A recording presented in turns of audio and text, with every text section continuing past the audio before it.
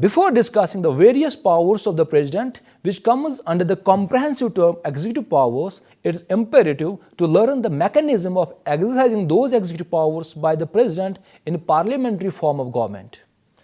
In estimating the position of President of India, the provisions of Article 53, 74 and 75 of Indian Constitution may be particularly referred to.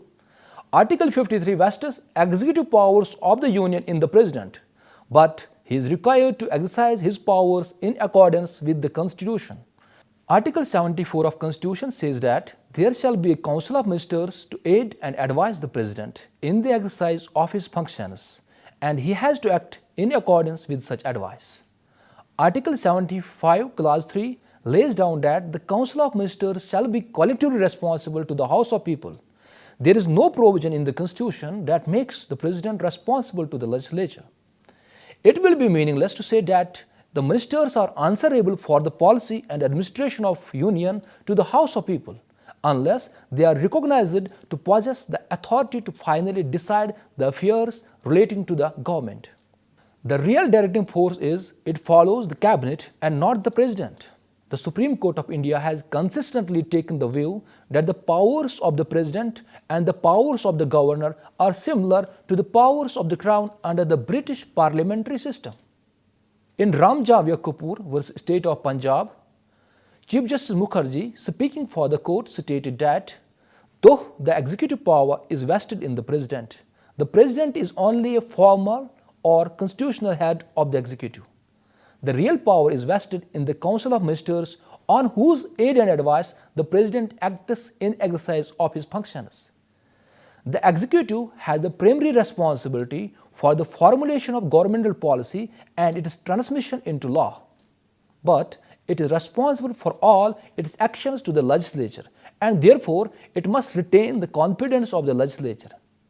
The basis of this responsibility is embodied in Article 75, Clause 3.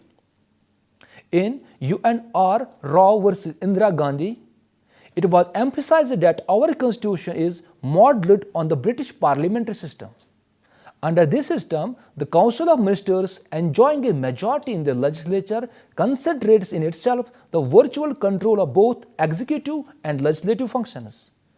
Article 74, Clause 1, which provides for a Council of Ministers to aid and advise the President in the exercise of his functions, is mandatory. The harmonious reading of Article 74, Clause 1, along with Article 75, Clause 2 and 75, Clause 3 is that the President cannot exercise executive powers without the aid and advice of Council of Ministers, even after the President has dissolved the legislature.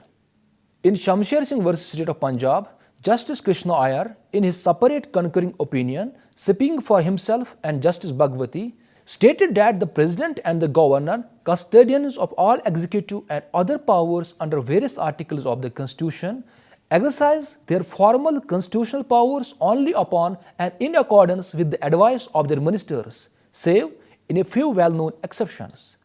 These exceptions relate to, number 1, the choice of Prime Minister restricted by the consideration that the Prime Minister should command a majority in the House.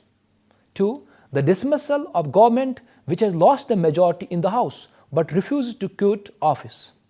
3, the dissolution of the House where an appeal to the country has become necessary, though the better course may be to act in this regard on the advice of Prime Minister or Chief Minister. Thus, the constitutional position of the President or Governor in the exercise of his discretion is based on British practice. Further, 42nd Constitutional Amendment Act 1976 has removed all the doubts about the position of the President under the Indian Constitution. It has amended Article 74 of the Constitution, which makes it clear that the President shall be bound by the advice of the Council of Ministers.